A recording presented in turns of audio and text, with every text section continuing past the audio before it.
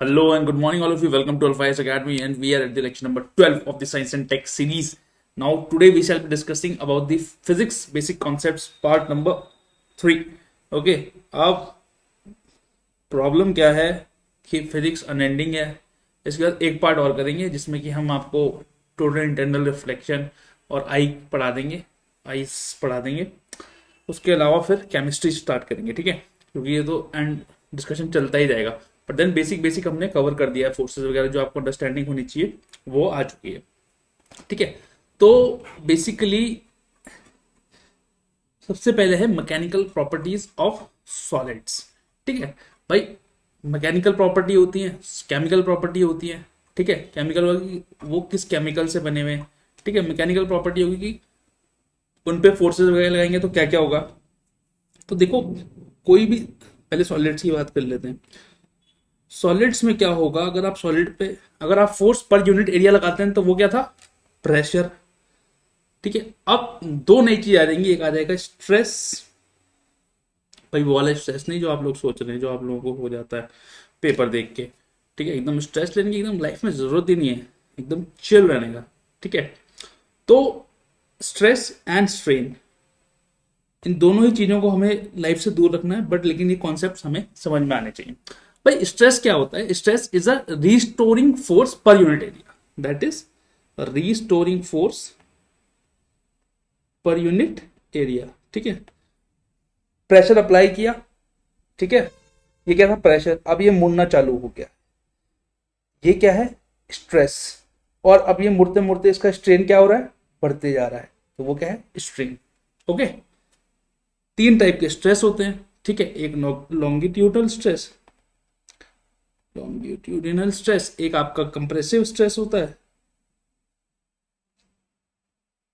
और एक hydraulic stress होता है, ठीक है। सॉरी, ये लॉन्गिट्यूडनल को ही कंप्रेसिव कहते हैं।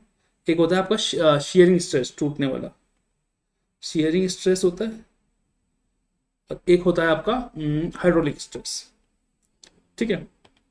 अंदर कुछ नहीं, जरूरत नहीं है। स्ट्रेन क्या है आपका, strain is the fractional change in dimension. भाई ऐसे था वो, अब वो क्या हो गया, टेढ़ा हो गया है, तो fractional change in dimension is called as strain, ठीक है। अब एक हुक्स लॉ होता है, हुक्स लॉ होता है, और सारे सॉलिड्स हुक लॉस को मारते हैं, बट एक क्लास ऑफ सॉलिड होता है जिसको इलास्टोमर्स कहते हैं, इलास्टिक होते हैं थोड़े से, वो हुक्स लॉ को नहीं मानते, ठीक है। बस ये याद रखना। तो आगे वो स्ट्रेन बढ़ा, स्ट्रेस बढ़ा, यहाँ से यहाँ तक स्ट्रेस था, जैसे जैसे स्ट्रेस स्ट्रेस बढ़ेगा स्ट्रेन बढ़ेगा। जब आपने स्ट्रेस बढ़ाया तो एकदम पहले स्ट्रेन बढ़ता जाएगा बढ़ता जाएगा, एक टाइम के बाद वो फिर टेपर हो जाएगा, कम होते चले जाएगा स्ट्रेन, क्योंकि उससे ज़्यादा आप उसे बेंड नहीं कर सकते। तो यहाँ पे तो स्ट्रेनिंग हार्ड होगा, यहाँ पे फिर नेकिंग हो जाएगी, नीचे आ जाएगा, ठीक है। अब बात करें फ्लूइड्स की। भाई फ्लूइड्स क्या हुआ, पानी, तो मतलब फ्लो कर सकते हैं, फ्लो कर सकते हैं, जिस चीज में आप उसको डालोगे वो उसकी शेप ले लेगा, किसी में भी डाल दो आप उसकी वो शेप ले लेगा, ठीक है। इनकम्प्रेसिबल है, तो इसको कंपेयर गैसेस से भी कंपेयर करते हुए चलते हैं। गैसेस जो होते हैं कंप्रेसिबल होते हैं, और ये जो होते हैं फैल जाते हैं एकदम मीडियम। अगर ये पूरा मीडियम, अगर ये मीडियम है तो और इसको बंद कर दिया आपने तो ये पूरे में फैल जाएंगे ऐसे ऐसे, ठीक है। अब इनका जो लिक्विड्स होते हैं, इनका पास फ्री सरफेस होता है, ठीक है। फिर एक बढ़िया सा डायग्राम दे रखा है हमने वहां पे, आप उसे वहां पे जाके दे सकते हैं, बट देन इतनी ही जरूरत है आपको। अब बात करते हैं थर्मल प्रॉपर्टीज ऑफ मैटर की। थर्मल प्रॉपर्टीज का मतलब हो गया हीट। हीट में आपको तीन कॉन्सेप्ट समझने हैं, एक स्पेसिफिक हीट की capacity, latent heat of fusion and latent heat of vaporisation. बच्चे बड़े कंफ्यूज होते हैं। देखो, specific heat capacity of an object ये क्या होती है, द टेम्परेचर, अगर हम 1 डिग्री से अगर किसी भी चीज का टेम्परेचर बढ़ाएंगे, ठीक है, तो वो कितनी हीट एब्जॉर्व कर लेगा। अगर हमने टेम्परेचर को 1 डिग्री से बढ़ा दिया तो वो ऑब्जेक्ट कितनी हीट ऑब्जॉर्व कर लेगा, तो वो हो जाएगी स्पेसिफिक हीट।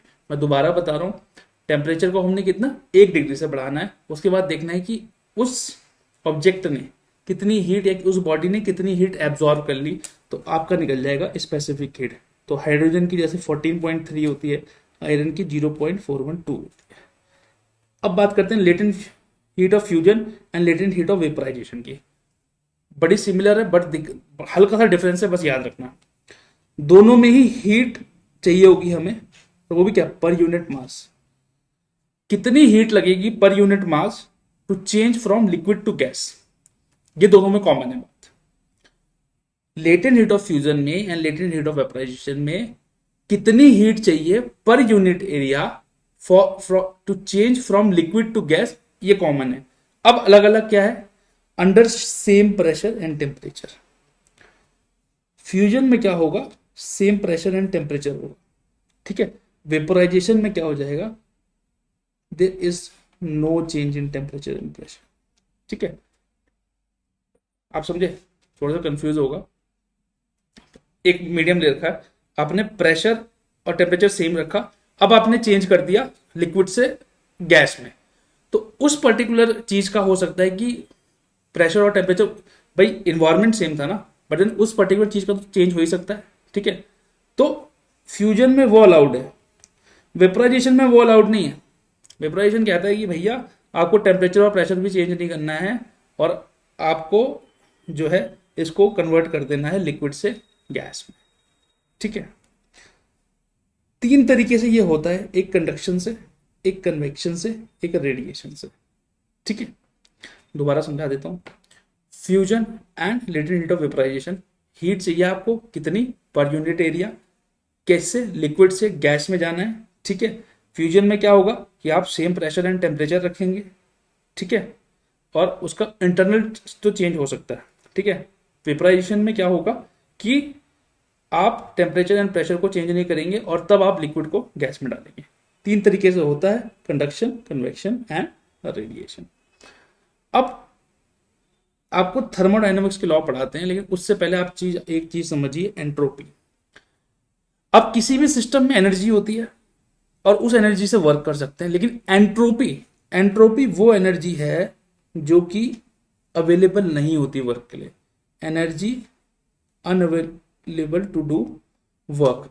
और किसी भी सिस्टम में जितना डिसऑर्डर होगा उतनी उसकी एंट्रोपी ज्यादा होगी, ठीक है। आप समझे, मतलब सॉलिड में डिसऑर्डर कितना है, देख रहे हैं आप, एकदम बंधा हुआ है, डिसऑर्डर कम है तो इसकी एंट्रोपी भी कम होगी। लिक्विड में थोड़ा सा बढ़ेगी तो हल्का सा ये सॉलिड से ऊपर आएगी। और आप ये इसमें देखिए, इसमें तो डिसऑर्डर ही नहीं है, कोई इधर घूम रहा है, कोई उधर घूम रहा है, कोई पार्टी कर रहा है, कोई मजे कर रहा है, तो इसमें क्या होगा, डिसऑर्डर ज्यादा है तो इसकी एंट्रोपी भी ज्यादा होगी, मतलब that is energy available to do work is less.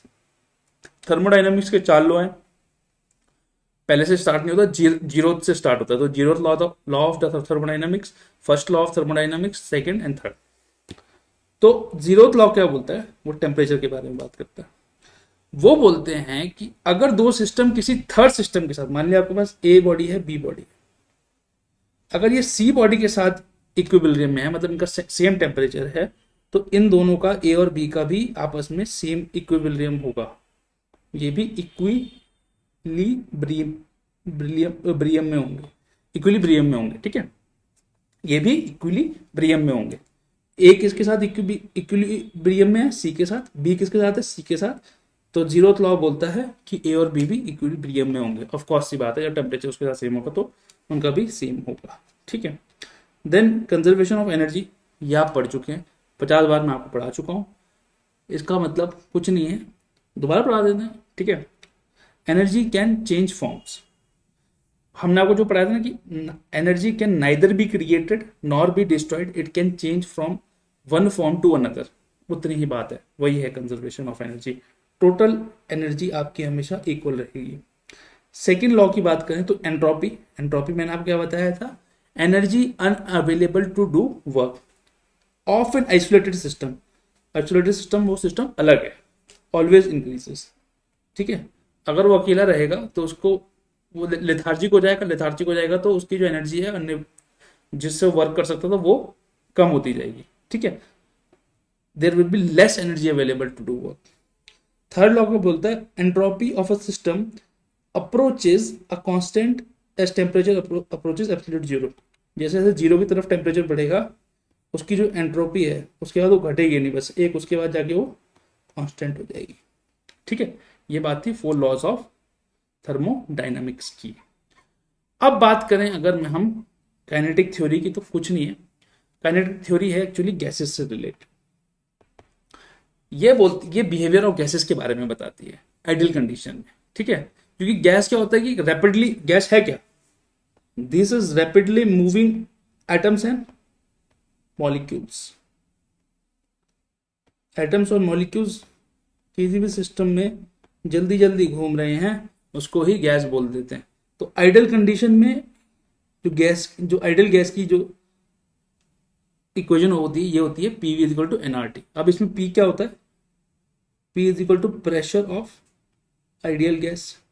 ठीक है, वी क्या है, volume of ideal gas. N क्या है आपका, ये total amount of ideal gas है, n is equal to amount of ideal gas.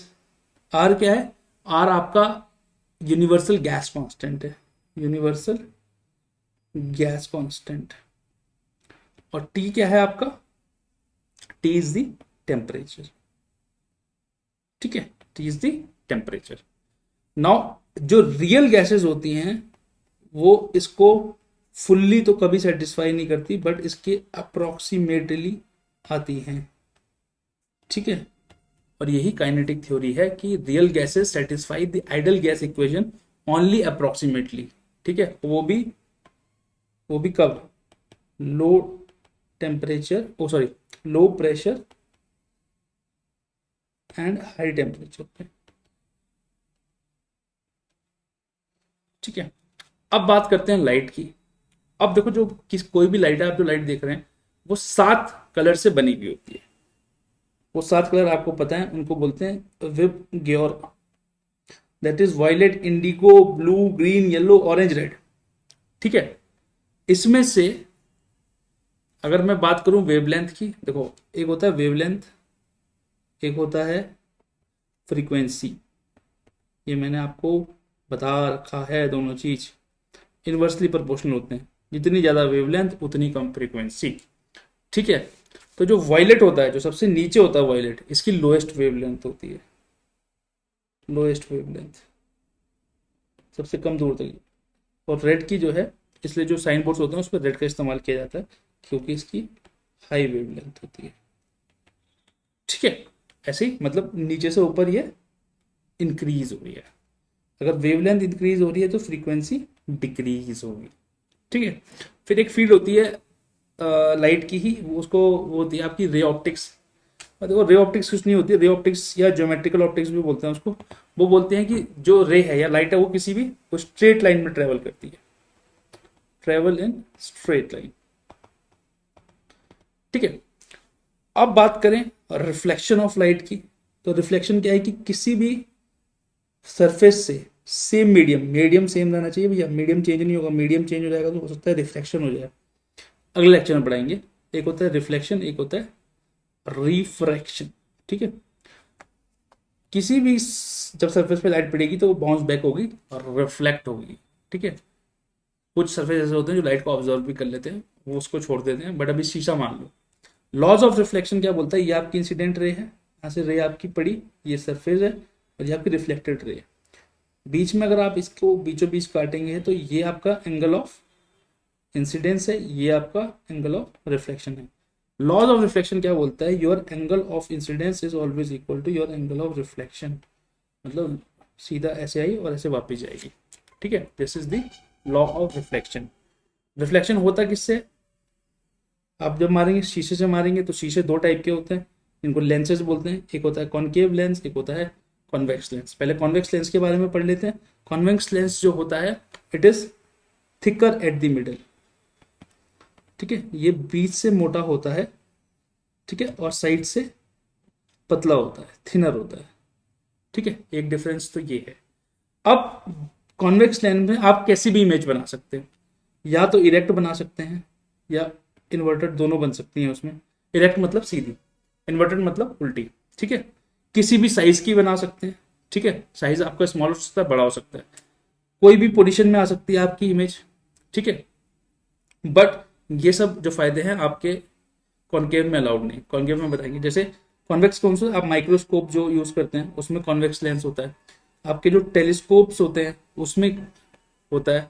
आप ठीक है, अब जो टेलीस्कोप होते हैं, जो रिफ्लेक्टिंग टेलीस्कोप्स होते हैं उसमें कॉनकेव भी होता है। तो टेलीस्कोप को थोड़ा छोड़ दीजिए, इसमें दोनों लगते हैं एक्चुअली। अगर आप 12th की एनसीईआरटी की बुक पढ़ेंगे तो उसमें भी लिखा है कि दोनों लेंस लगते हैं।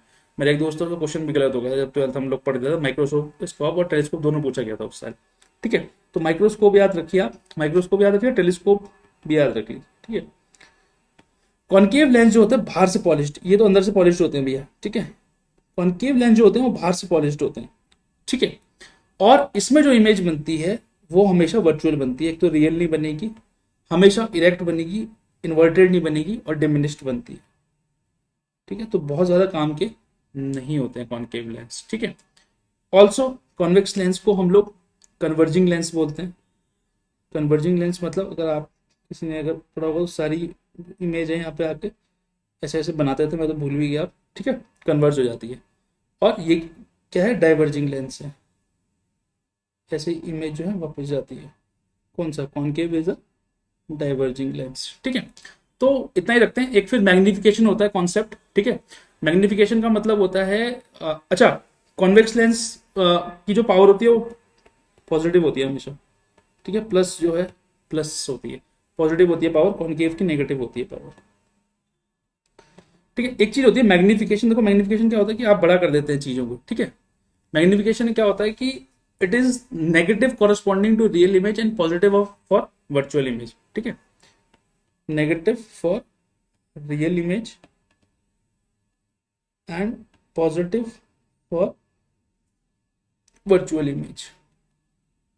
अब वर्चुअल रियल इमेज करने बैठेंगे तो पूरा दिन निकल जाएगा, हमें इतना ही जानना है।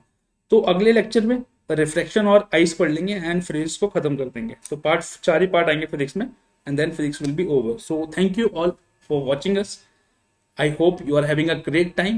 And if you have any doubt, if you have any problem, feel free to contact us on this number. We are always happy to help you. And I wish you a very happy day. Take care, keep good health, and keep smiling. Bye bye.